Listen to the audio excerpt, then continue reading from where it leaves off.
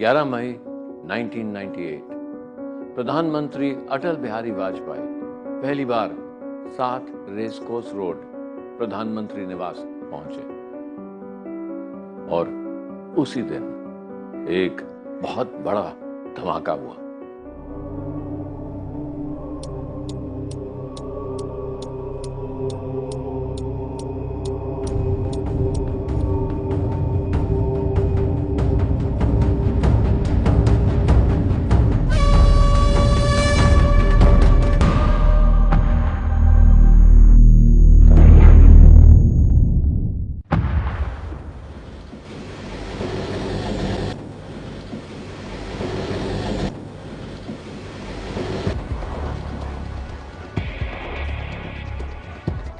Today, at 15:45 hours,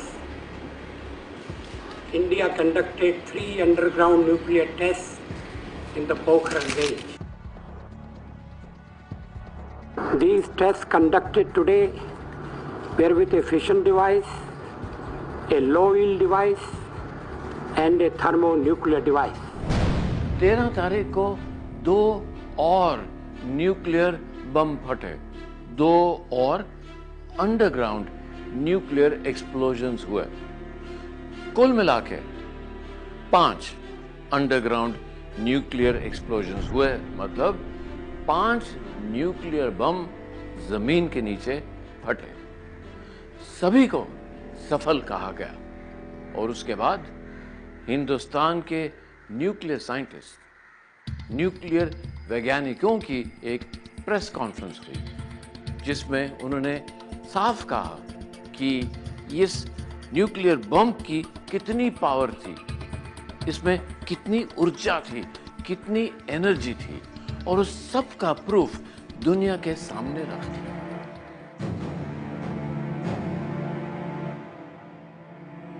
DRDO and DAE have effectively and efficiently coordinated and integrated their respective technological strength in the national mission to confront the country with the capability to vacate the nuclear threats.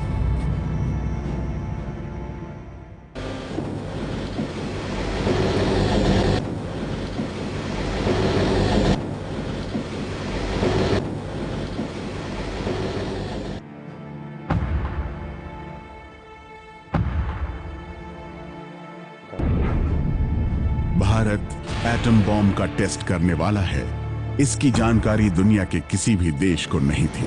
Bharat atomic test न करे, इसके लिए America सख्त निगरानी रखता था। America, great Britain, रूस, चीन और फ्रांस के अलावा किसी भी देश को एटम बॉम्ब बनाने से रोकता आ रहा था। ऐसी किसी भी कोशिश पर अमेरिका और उसके साझेदार देश सख्त कदम उठाते रहे थे। लेकिन वाजपेयी सरकार ने न सिर्फ एटम बॉम्ब टेस्ट किया, बल्कि खुद को न्यूक्लियर वेपन टेस्ट या एटम बॉम्ब से लैस देश भी घोषित कर दिया। परीक्षण के साथ हमने यह भी ऐलान किया कि हम परमाणु हथियारों का प्रयोग करने में पहल नहीं करेंगे, नो फर्स्ट यूज। हमने यह भी कहा कि जिनके पास परमाणु शस्त्र नहीं है, हम उनके विरुद्ध उनका उपयोग नहीं करेंगे। हमने परीक्षण बंद करने का भी ऐलान किया। 18 मार्च 1998 को वाजपेयी दोबारा प्रधानमंत्री बने। प्रधानमंत्री पद की शपथ लेने से पहले ही वाजपेयी ने एपीजे अब्दुल कलाम से मुलाकात की। कहा जाता है कि इस मुलाकात में कलाम को न्यूक्लियर टेस्ट के लिए नहीं, बल्कि मंत्री बनने का ऑफर दिया गया। कलाम ने यह ऑफर ठुकरा दिया था, लेकिन जल्द ही एक बड़ा फैसला हुआ। कलाम और एटॉमिक एनर्जी कमीशन के चेयरमैन आर चिदम्बरम से उनकी दूसरी मुलाकात शपथ लेने के 2 दिन बाद हुई। इस बैठक में कलाम ने मिसाइल प्रोग्राम के बारे में बताया, जबकि चिदम्बरम ने न्यूक्लियर प्रोग्राम के बारे में ब्रीफिंग दी। तो ठीक है, आप लोग तैयारी कीजिए, हम जल्द ही इस पर फैसला लेंगे।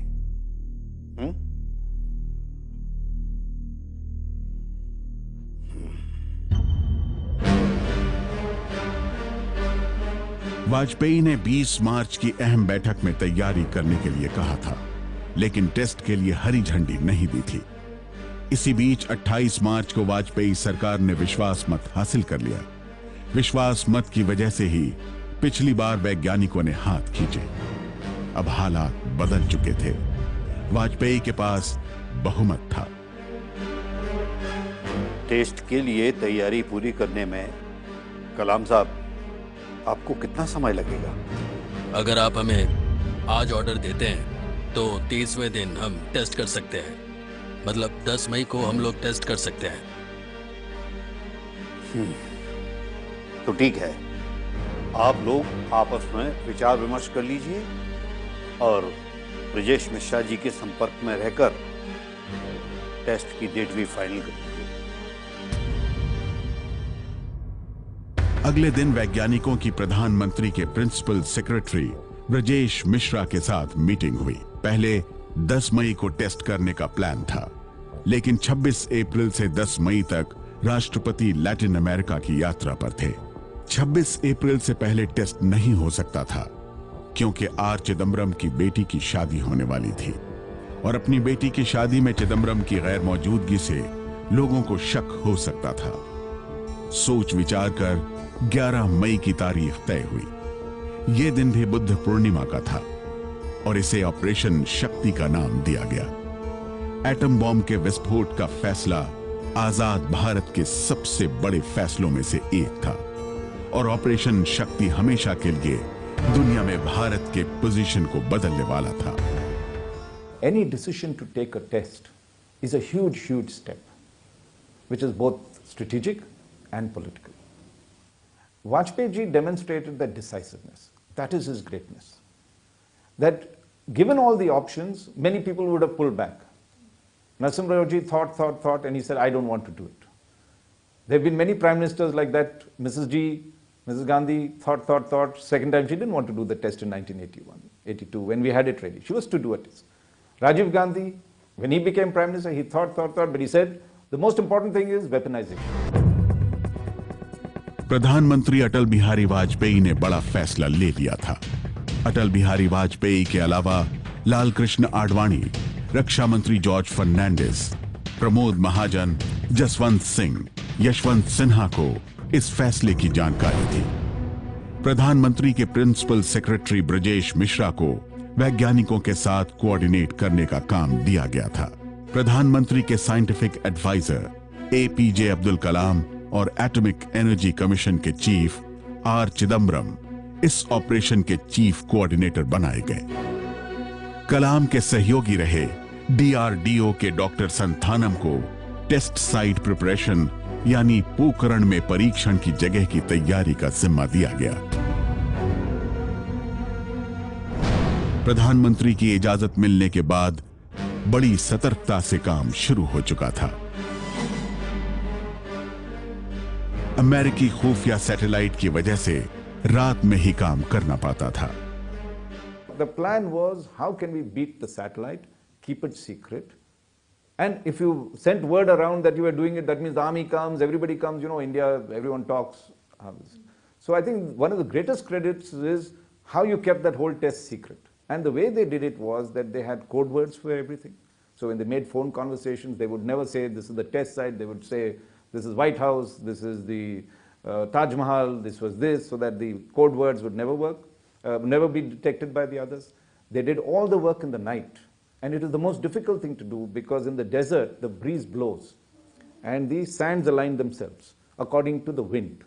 So if you dug something up, that will show up straight away like a big gash, like a wound in the earth. So what they did was that every night they'd work. They would then, in the morning, early morning, before the satellite could see what is happening, they would cover the sand and align it according to that and put the bush where it was. Operation शक्ति से जुड़े वैज्ञानिक कभी भी एक साथ सफर नहीं करते थे। वो कभी भी सीधे पोखरण नहीं आते थे। वैज्ञानिक आर्मी यूनिफॉर्म में रहते थे। आप इस तस्वीर में देख सकते हैं कि आर्मी के ड्रेस में कलाम और चिदम्बरम दिखाई दे रहे हैं। सभी वैज्ञानिकों के कोड नेम थे major general Prithviraj, APJ Abdul Kalam, इसी नाम से जाने जाते थे, जबकि आर चिदम्बरम का कोड नेम था नटराज। दोनों आर्मी की यूनिफॉर्म में रहते थे। The idea was that it was an army range. If there was a huge influx of civilian people, a lot of civilian people came in there, immediately the satellite would pick up and know that there is more people that is there. So they all wore army uniforms. So when they came in, they looked like army people. The satellite was not able to do it. Pokhran में ही तैनात सेना की 58 engineer regiment की मदद से आखिरकार 10 मई तक पूरी तैयारी कर ली गई। अब विस्फोट का इंतजार था।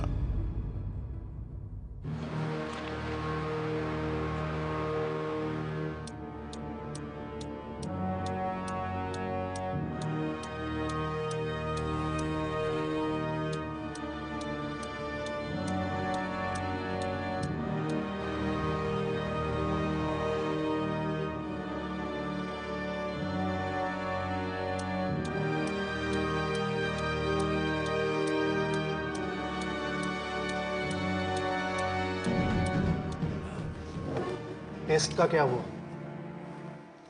नहीं, अभी नहीं। अभी हवा का रुख दूसरे गांव की तरफ है। साइंटिस्ट लोग इंतजार कर रहे हैं।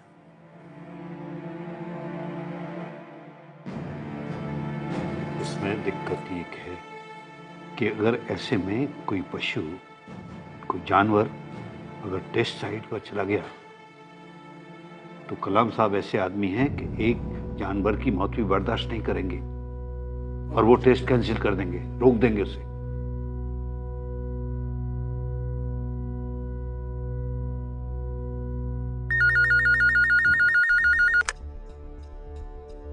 हेलो, हाँ ठीक है। Test has been successfully conducted. Nuclear test सफल रहे। ठीक 3:45 पर टेस्ट हुए। अटल जी, सचमुच आपने बहुत हिम्मत का काम किया है। ये राष्ट्र के लिए बहुत आवश्यक था।